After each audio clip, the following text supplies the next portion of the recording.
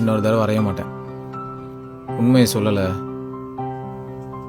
இதுதான் கடைசியா இருக்கும் என் கை உன் மேல படுறது. சொல்லு. அருணப்பா, தயவு செஞ்சு இங்கிருந்து கிளம்பு.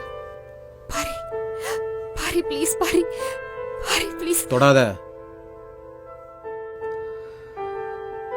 நீ போய் அவனை பார்த்தது கூட, ஆனா என்கிட்ட பொய் சொன்ன பாரு. அவன் கூட நீ காஃபி சாப்பிட்டது கூட பரவாயில்ல, ஆனா என் கடையை நீ ஸ்வைப் பண்ணிருக்கல, கொஞ்சம் கூட கில்ட்டா இல்லையில?